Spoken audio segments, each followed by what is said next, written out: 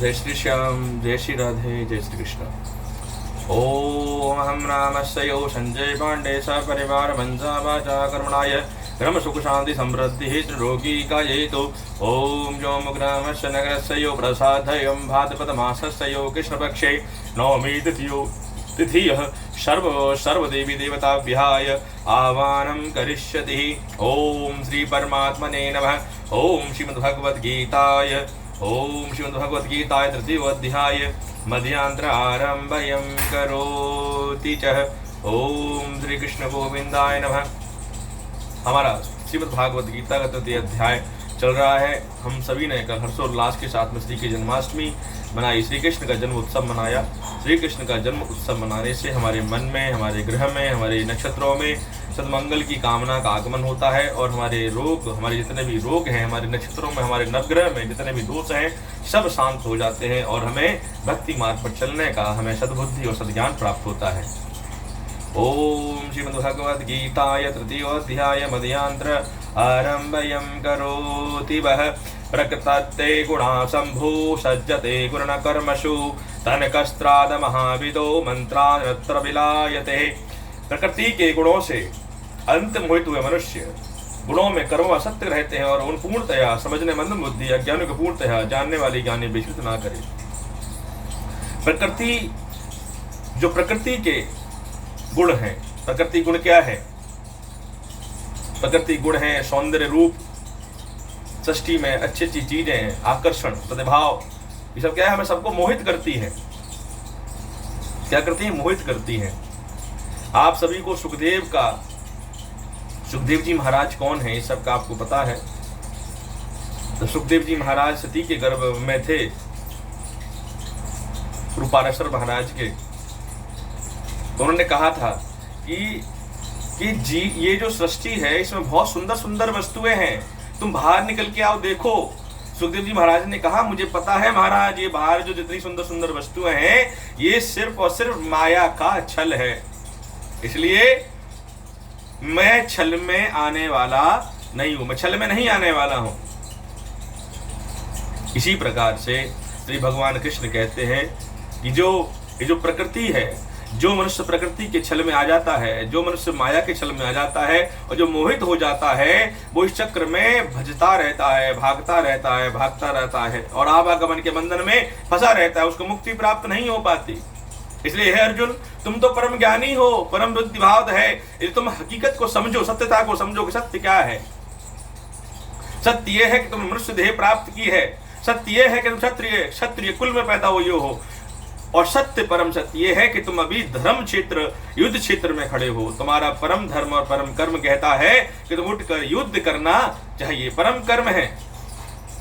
मयम शर्माणि कर्माणि शन्यत्रात्न चेतसः निरस्त्रभ्यम निराभूत्वा युधस्तत्रावदभ्यक्षतः।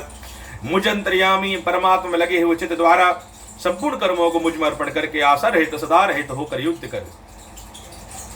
इसका मतलब है कि भगवान के प्रति अखंड विश्वास, जो आपका इष्ट है उसके प्रति जब तक आपका अखंड विश्वास नहीं होगा तब तक आपकी भक्ति का कोई अर्थ नहीं है। 5 महीने हनुमान जी, 5 महीने शिव जी, 5 महीने श्री कृष्ण भगवान, 5 महीने कोई और, अखंड विश्वास नहीं है। जीवन में कष्टों का इतना प्रतिभाव है कि भगवान के प्रति भक्ति का प्रभाव ही खत्म हो जाता है।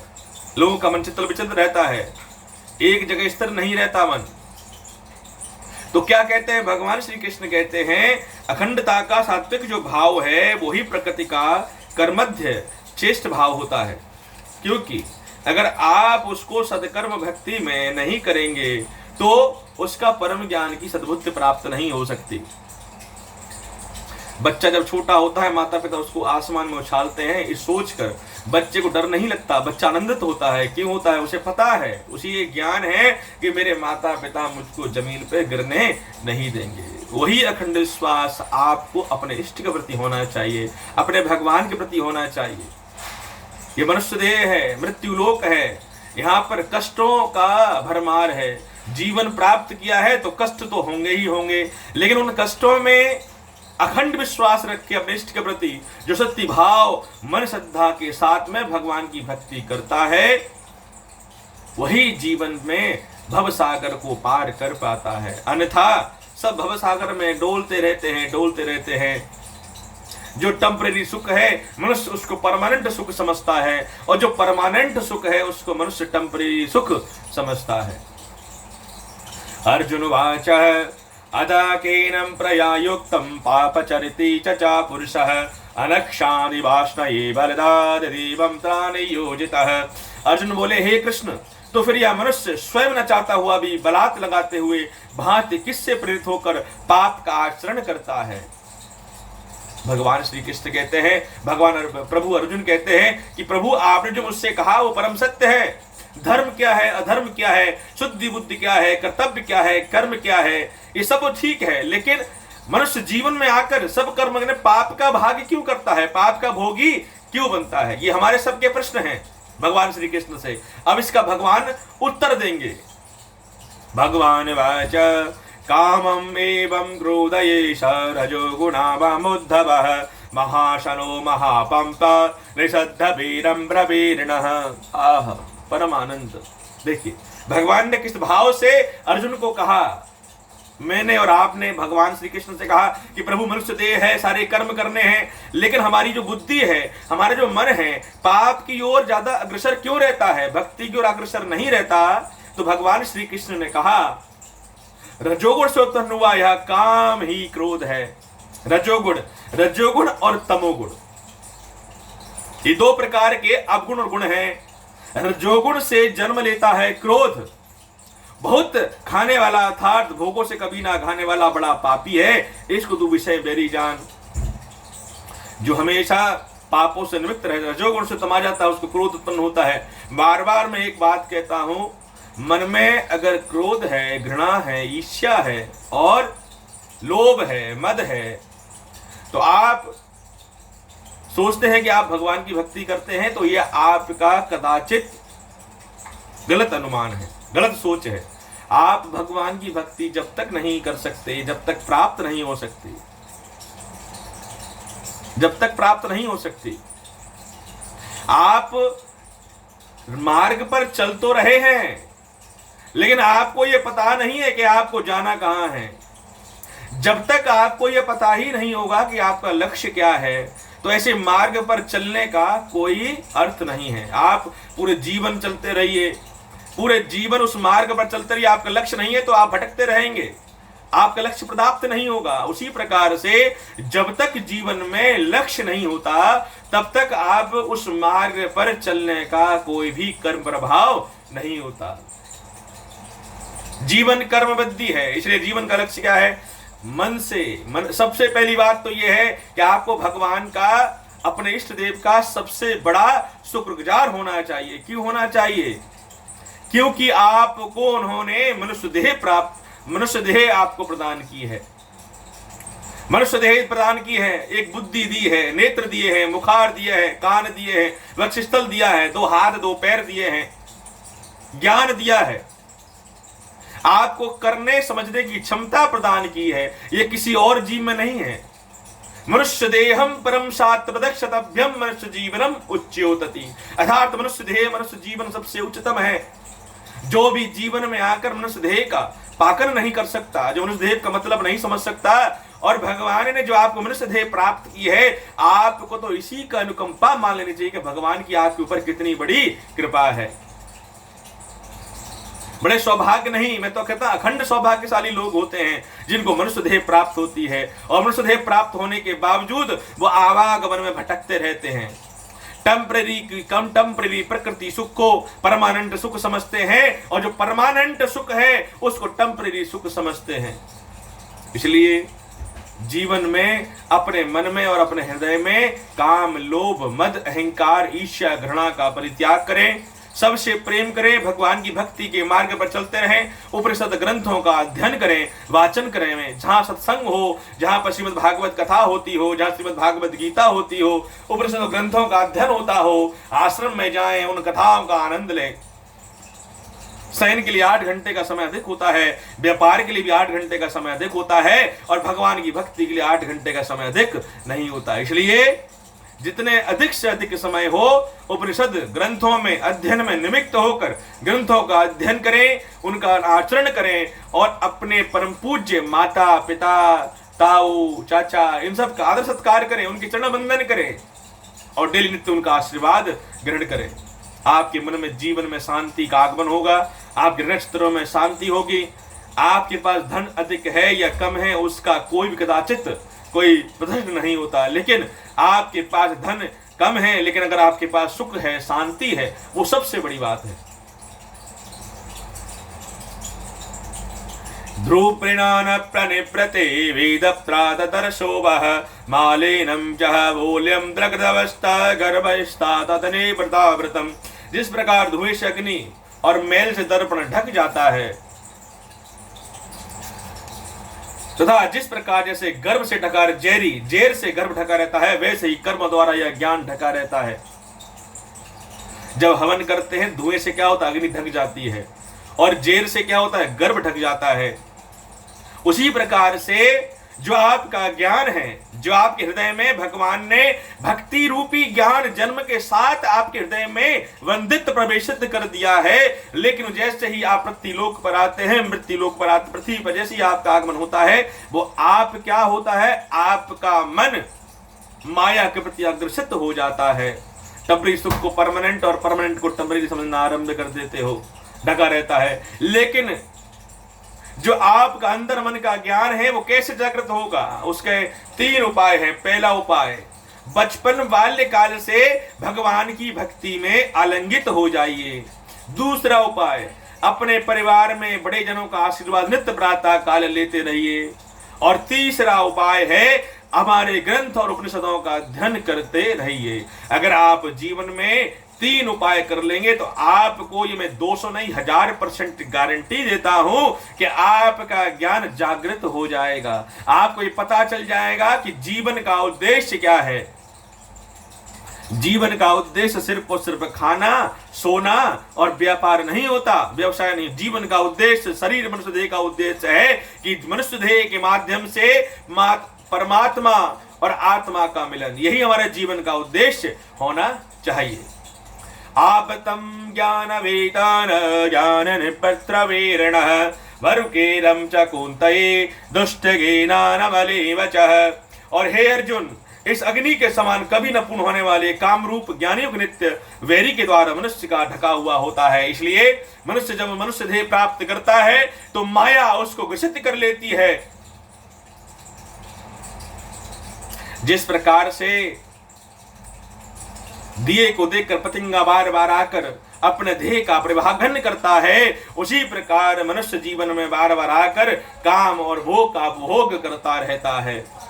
इंद्रियाणि मनोबुद्ध्यामनस्तनिष्ठान मुक्षते एत्रभ्यान हर्षते ज्ञानमाप्तदेहिनम्। इंद्रिया, मन और बुद्धि, ये सब इसके व्यवसाय कहे जाते हैं। यह काम इन मंद बुद्धि इंद्रिय द्वारा ही ज्ञान को आच्छादित करके जीवात्मा को मोहित करता है। ये जो बुद्धि है हमारी जीवात्मा को क्या करती है, मोहित करती है। हमारी जीवात्मा को क्या करती है, मोहित करती है। अगर इस जीवात्मा को परम भक्ति के मार्ग पर लेके आना है तो आपको भगवान की भक्ति का मार्ग अपनाना पड़ेगा। ग्रंथों का, उपनिषदों का, गुरु के संगति में बैठना पड़ेगा, गुरु से ज्ञान प्रेक्षण करना पड़ेगा, थोड़ा समय निकालना पड़ेगा। आप सोचो कि थोड़े समय में सब कुछ हो जाए तो कदापि नहीं हो सकता। तस्मानित्यं निष्ठयं भारतवर्षयः पाप्यानं प्रजाहूनं ज्ञान वित्ता विनाशयम्। हे, इसलिए हे अर्जुन, तो पहले इंद्रियों को वश में करके इस ज्ञान और विज्ञान का नाश करने वाले महान पापी काम को अवश्य ही बलपूर्वक मार डाल। भगवान क्या कहते हैं कि हे अर्जुन, सबसे पहले भगवान कहते हैं सबसे पहले हे अर्जुन रूपी मनुष्य, सबसे पहले तू अपने काम, लोभ, मद, अहंकार, ईर्ष्या, घृणा का नाश कर। इंद्रियों को अपने बस में कर। जब इंद्रियों को तू बस में करेगा तुझे भक्ति उच्चारण और भक्ति का उदात्त प्रभाव उत्पन्न हो जाएगा। जब तक तेरे मन में ये सारी चीजों का आभास है, हृदय में वास है, तब तक मैं तेरे हृदय में आ नहीं सकता। इसलिए सबसे पहले इन निराक्तर वस्तुओं का निर्वाक्तर करके परित्याग कर, उसके बाद में ही तू सर्वभक्ति को प्राप्त हो पाएगा। इंद्रियाणि परभिरप्ये निद्रवे परम मनः मनसस्त्रो परम बुद्धयो बुद्धि परस्तु साचः। इंद्रियों को स्थूल शरीर से पर यानी श्रेष्ठ बलवान सूक्ष्म कहते हैं। इन इंद्रियों पर मन है, मन से पर बुद्धि है, और जो बुद्धि से अत्यंत पर है वह है आत्मा। आत्मा हृदय बस रूप में वास करती है। आत्मा को प्रयुक्त करने के लिए आपको उसको केंद्र करना पड़ेगा, जिसे क्या बोलते हैं, मेडिटेशन, योग शक्ति कहा जाता है। आपके अंदर में टोटल 9 चक्र होते हैं, उनको जागृत करना पड़ता है। वो कैसे होता है, मेडिटेशन से, योग शक्ति से होता है। जब आप इंद्रियों को अपने बस में कर लेते हैं तो आपके ज्येष्ठा चक्र जागृत हो जाते हैं, और जब चक्र जागृत हो जाते हैं तो आप को ये परितात्पर ज्ञान हो जाता है कि जीवन का परम सत्य क्या है। एवं बुद्धे परम बुद्ध्वा स्तनदात्मोत्तमात्मनः जयिं शत्रु महाभावो काम रूपो दुरादसम। इस प्रकार बुद्धि से अर्थात सूक्ष्म बलवान और अत्यंत श्रेष्ठ आत्मा को जानकर और बुद्धि के द्वारा मन को वश में करके, हे महाभागो, तो इस काम रूप दुर्जय शत्रु को मार डाल। हमारा सबसे बड़ा शत्रु सिर्फ एक है, हमारा खुद का सबसे बड़ा शत्रु कोई और नहीं। हमारा सबसे बड़ा शत्रु सिर्फ एक है, वो है हमारे जो काम है, लोभ है, मद है, अहंकार है, ईर्ष्या है, घृणा है। ये हमारे परम शत्रु है। ये हमें अकर्म मार्ग पर लेके जाते हैं, सदमार्ग से छोड़कर। हमारा मन चित्त नहीं लगता, भक्ति मन नहीं लगता, अकर्म रूप भक्ति रखिए मन लगता है। तो इसलिए सबसे पहले हमको अपना मेडिटेशन के द्वारा इंद्रियों को वश में करना पड़ेगा, और उसके बाद में भक्ति के मार्ग पर चलना चाहिए, चढ़ना पड़ेगा। तद्ति श्रीमद्भगवद गीताय सुपनिषत्सु ब्रह्म विद्याय योग शास्त्रे श्री कृष्ण अर्जुन संवादे कर्म योगो श्री नामम तृतीयोऽध्याय संपूर्णमः। इस प्रकार आज हमारा श्रीमद् भागवत गीता का 3रा अध्याय पूर्ण हो जाता है। कल श्रीमद् भागवत कथा है, आगे हम 4थे अध्याय पे आरंभ करेंगे। मैं आशा करता हूं कि आप सभी को श्रीमद् भागवत गीता का एक एक श्लोक कंठस्थ सुन में आ रहा होगा। अगर नहीं आ रहा है तो आप कमेंट बॉक्स में जाकर मुझे अपना कमेंट कर सकते हैं, मुझसे चर्चा कर सकते हैं, है ना। लेकिन श्रीमद् भागवत गीता उपनिषद ग्रंथों का अध्ययन अवश्य और वाचन अवश्य करना चाहिए, ये परम शक्ति का भाव है। श्री कृष्ण गोविंद हरे मुरारी हे नाथ नारायण वासुदेवा। श्री कृष्ण गोविंद हरे मुरारी हे नाथ नारायण वासुदेवा। एकमात्र स्वामी सखा हमारे, एकमात्र स्वामी पिता हमारे, नाथ नारायण वासुदेव। श्री कृष्ण गोविंद हरे मुरारी हे नाथ नारायण वासुदेव। राधे कृष्ण राधे कृष्ण राधे राधे राधे कृष्ण। जय श्री राधे, जय श्री राधे, जय श्री राधे। आप सभी का कल्याण हो, आपके घर में सुख शांति समृद्धि का सदा निमित्त आगमन बना रहे, आपकी घर में लक्ष्मी धन धान संपदा बनी रहे, आपको भगवान बुद्धि प्रदान करें, जो आप भक्ति के मार्ग पर चल सकें, ऐसा आपको ज्ञान प्राप्त हो, ऐसी मेरी भगवान से प्रार्थना है। जय श्री राधे, जय श्री राधे, जय श्री